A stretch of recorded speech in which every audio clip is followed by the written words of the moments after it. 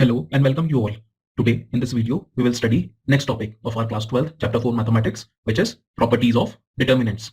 So our first property says that if the sum of the product of elements of any row or column with their cofactors is always equal to determinant. So to understand this, let us consider a square matrix A which is equal to A11, A12, A13, A21, A22, A23, A31, A32, A33. And now on expanding it along row R1, we can find out our determinant, which is equal to A11 into C11. And as I have told you how to find the cofactors. So from here, we can say that determinant A will be equal to A11 into C11 plus A12 into C12 plus A13 into C13. And now our second property is that the sum of the product of elements of any row or column with the cofactors of the corresponding elements of some other row or column is 0. So to understand this, let us say a square matrix A equal to A11, A12, A13, A21, A22, A23, A31, A32, A33. And student, now here, the sum of the product of elements of first row with cofactors of element in the second row, that is A11 into C21 plus A12 into C22 plus A13 into C23. And this is always equal to 0. Now, our third property for determinant is that the value of determinant remains unchanged if its rows or columns are interchanged. So, to understand it, let's say a square matrix A equal to 1, 2, 3, 4, 5, 6, 7, 8, 9. And now we can find its determinant and determinant of transpose of A matrix. So here we observe that the value of determinant of A and the determinant of A transpose both are equal. And now our fourth property of determinant is that if any two rows or columns are interchanged, then the determinant retains its absolute value, but its sign is changed. So let us consider an example that determinant equal to A1 B1 C1, A2 B2 C2, A3 B3 C3. Now student, here I am changing row R1 with row R2. So whenever we interchange any two rows or column, we always take negative sign. So from here we get that determinant of 1 will be equal to minus of, and now our row 1 will become row 2 and row 2 will become row 1. So minus of A2 B2 C2, A1 B1 C1, A3 B3 C3. And it can also be written as determinant 1 will be equal to minus of determinant. And now our fifth property of determinant is that if each element of row or column of determinant is multiplied by a constant k, then the value of new determinant is k times the value of original determinant. Let's say student, a determinant equal to A1 B1 C1, A2 B2 C2, A3 B3 C3. And now when we multiply any row or column by a constant k, so from here we can get that our new determinant, which is determinant 1, will be equal to k times of our original determinant.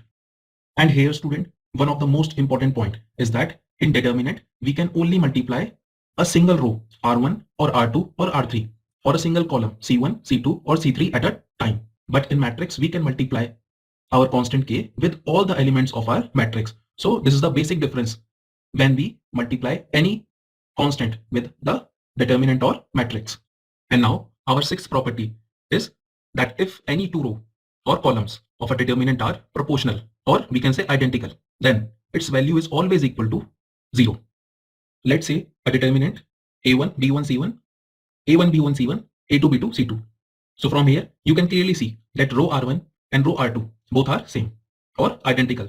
So from here we get the value of determinant, which is always equal to 0. Now our seventh property of determinant is that if every element of some column or row is the sum of two terms, then the determinant is equal to the sum of two determinants, one containing only the first term in place of each sum and the other only the second term. The remaining elements of both determinant are the same as given in the original determinant.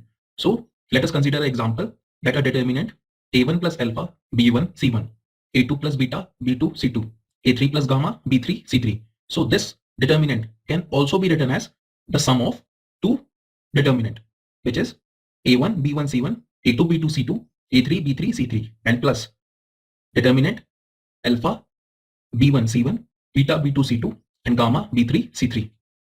So here you can see that here we have split column 1 of our determinant into sum of two determinants, in which first determinant contains first term that is a1, a2, a3, and second determinant contain second term, which is alpha, beta, gamma. And now student, we'll study application of determinant in coordinate geometry.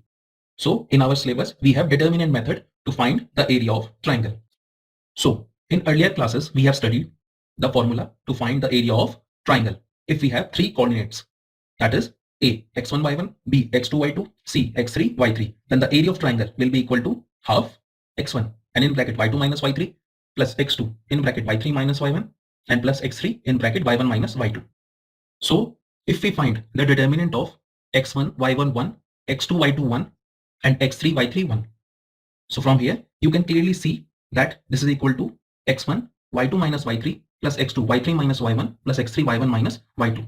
And the same result you can obtain by determinant method, in which area of triangle is equal to half determinant of x1, y1, 1, x2, y2, 1, x3, y3, 1 square unit. And now few points that we have to remember to find the area of triangle by determinant method. First point is that area is positive quantity.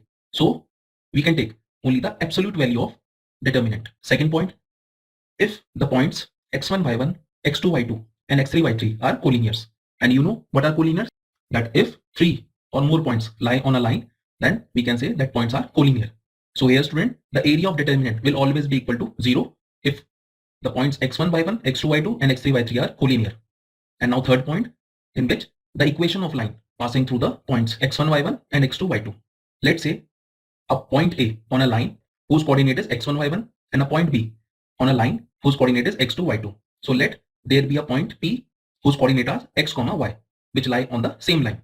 And now we know that when three or more points lie on a line, then they are said to be collinear. So here A, B, P are collinear. And the determinant of x, y1, x1, y1, 1, x2, y2, 1 will always be equal to 0. So from here, we can find the equation of line passing through the points. So this is the end of this video. Thank you so much. Have a great day ahead.